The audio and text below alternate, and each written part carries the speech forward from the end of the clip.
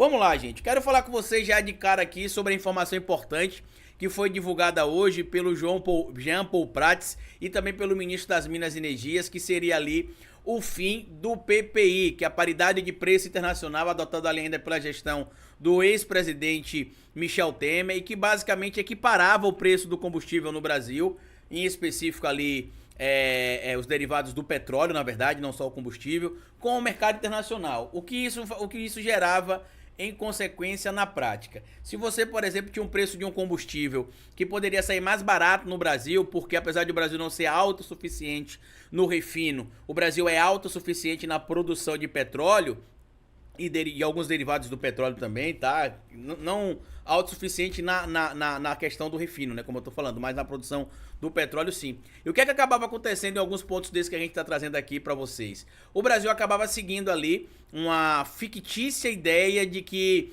o combustível tinha sido importado, né? O petróleo, na verdade, tinha sido importado. Boa tarde, João Rodrigues, bem-vindo aí. Freitas Abreu também, boa tarde, professor. Pra mim, dessa escória que tanto mal causou à nação. Pois é, gente, compartilha essa nossa live aí, por gentileza, pra gente continuar desmascarando aqui as práticas bolsonaristas. Então, para quem acompanha um pouco mais sobre essa questão do PPI, que é a paridade de preço internacional, sabe que com a adesão por parte do governo brasileiro em relação ao PPI, o que é que acabava acontecendo? O governo brasileiro simulava a tributação de portos e aeroportos, inclusive como se a gente estivesse trazendo alguns materiais importados de outros países. Mesmo que você, por exemplo, produzisse o barril de petróleo aqui, por exemplo, isso acabava fazendo com que a gente, que é brasileiro, pagasse mais no preço dos derivados de petróleo por conta da paridade de preço internacional que o Brasil adotou. A gente viu, inclusive, que durante a gestão do Jair Messias Bolsonaro, em alguns estados do Brasil, se chegou a ter o preço do combustível ali acima dos R$ 11, e por conta de tudo que a gente está vendo acontecer na gestão do governo do presidente Lula atualmente, a gente sabe que muita coisa ainda precisa melhorar, tá? No caso especificamente da política de paridade de preço internacional, tem algumas figuras aí, eu até fiz uma publicação lá no meu Twitter, porque do nada agora todo mundo é especialista em economia, todo mundo é especialista em direito, todo mundo é especialista em negociação internacional, todo mundo é especialista em diplomacia.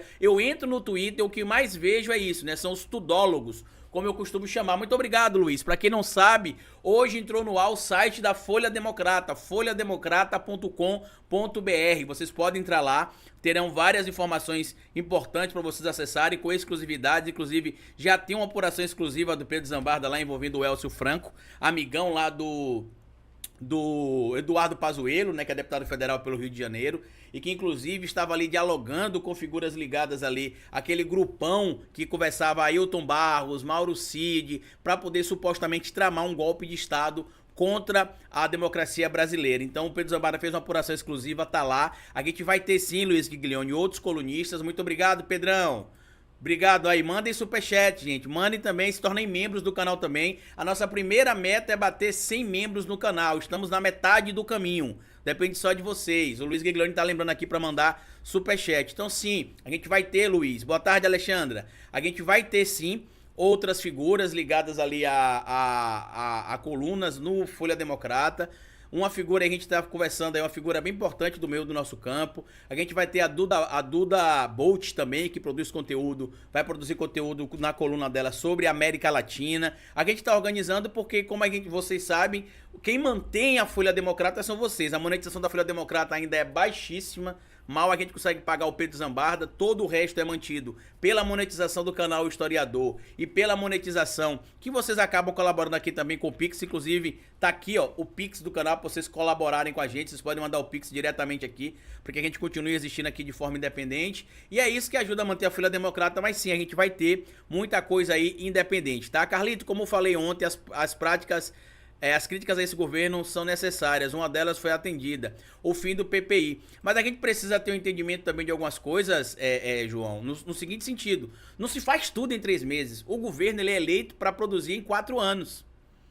É óbvio que se o governo não entregar o combinado dentro de 4 anos, aí você vai cobrar. Mas você não pode cobrar todas as promessas em 2 meses, 3 meses, porque é pouco provável que elas sejam realizadas, tá? Mas mesmo assim a gente viu várias coisas sendo colocadas em prática. Vamos voltar aqui, bem-vinda Maria Gildete. Vamos colocar aqui um ponto importante para nossa discussão, tá? Eu vi muita gente na internet questionando que no comunicado da Petrobras está lá claro que a política adotada pelo governo Lula vai atender às políticas estabelecidas na diretriz lá de 2022, de 27 de julho, ou seja, não estaria em conflito com o bolsonarismo, ao contrário, estaria indo exatamente de encontro com o bolsonarismo. E aí eu fiz aquilo que muita gente, que a gente já percebeu aqui na internet, não faz, que é ler o documento, né? Então eu vim aqui, acessei o documento, deixa eu só ver se eu consigo colocar ele aqui em full. Então eu vim aqui, li o documento, fiz o que muita gente lamentavelmente não faz, critica, mas não faz, e fui inclusive checar lá essa diretriz de 27 de julho de 2022 e vi lá o que é que ela determina. Então vamos ler aqui o comunicado da Petrobras. Já adianto para vocês que, para talvez tristeza dos indivíduos que torceram contra, as ações da Petrobras dispararam, tá? Inclusive tá aqui publicação na coluna G1 de economia por Jéssica Santana e Matheus Rodrigues, ó. Petrobras anuncia fim da importação de petróleo e nova política de preços para combustível. E a gente teve ali, ó, um preço reduzido também para o gás de cozinha, e em contrapartida, o que acabou acontecendo, Carlito, as ações da Petrobras dispararam, tá? Tá aqui, ó, ações da Petrobras disparam após mudança na política de preços. Inclusive a própria Globo chegou a divulgar isso aqui também, ó, tá? Na coluna deles ali do Valor Invest. Ações da Petrobras disparam, como a gente já mostrou aqui, inclusive no outro slide.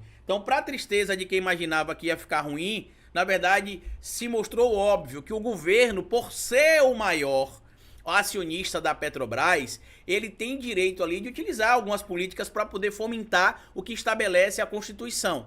Porque a Petrobras é uma grande estatal que dá lucro, não dá prejuízo, diferente do que muita gente está dizendo aí. Ela não dá prejuízo. A gente sabe que teve aquela questão do período ali da Lava Jato, que a Lava Jato, para poder recuperar 8 bilhões de reais, precisou dar um prejuízo de mais de 140 bilhões, fora os 4 milhões de desempregados, que foram ali oriundos da Petrobras, da Operação Lava Jato. Mas vamos ler aqui a nota divulgada hoje pela manhã pela Petrobras. Inclusive, eu já parabenizo aqui o governo do presidente Lula por ter arcado com essa ação, né? Por ter feito o combinado, por não ter cedido ali a pressão de parte do mercado, que só se preocupava com o próprio lucro. E tá aqui a importância de a gente ter um governo que, em tese, está ali agindo pensando no povo. Wagner Azevedo, boa tarde, Wagner. Boa tarde, Maria Zildete, que sou nossa membra ontem. Boa tarde, José Sanz. Muito obrigado aí pelo sticker. Vamos lá, gente, para a parte que eu quero trazer para vocês aqui dessa nossa discussão, certo? Tá ali, ó.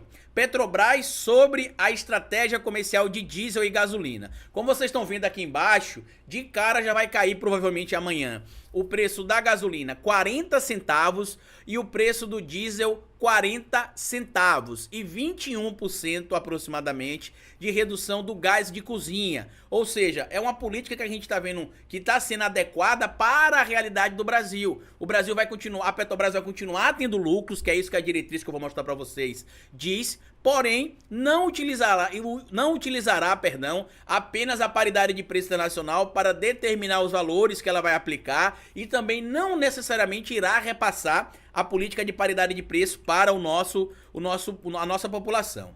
Rio de Janeiro, 16 de maio de 2023. A Petróleo Brasileiro S.A., Petrobras, informa que sua diretoria executiva aprovou na data de ontem, 15 de maio de 2023, a estratégia comercial para a definição de preços de diesel e gasolina da Petrobras, em substituição à política de preço de gasolina e diesel comercializados por suas refinarias. A estratégia comercial usa a referência do mercado como o custo alternativo do cliente como valor a ser priorizado na precificação. O valor, inclusive tem gente dizendo que não está estabelecido qual que é o parâmetro para poder utilizar a referência de mercado. Está aqui no comunicado. O valor marginal para a Petrobras, ou seja, o valor de margem para a Petrobras.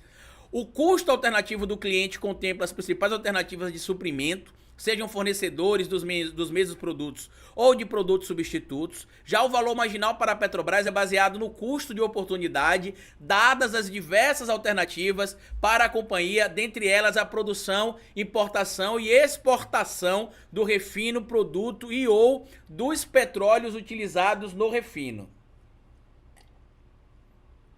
Os reajustes continuarão sendo feitos sem periodicidade definida, evitando o repasse para preços internos da volatilidade conjuntural das cotações internacionais e da taxa de câmbio. Traduzindo de forma bem direta, o governo não vai se balizar mais na alteração do câmbio meramente ou no PPI, como a gente viu falando, para alterar o preço do combustível, para repassar a redução ou aumento de preço.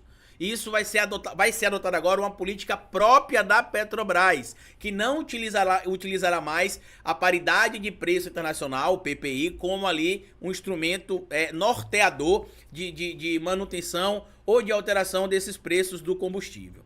As decisões relativas à estratégia comercial continuam sendo subordinadas ao Grupo Executivo de Mercado e Preço, composto pelo presidente da companhia, o diretor executivo de logística, comercialização e mercados e o diretor financeiro de relacionamento com investidores.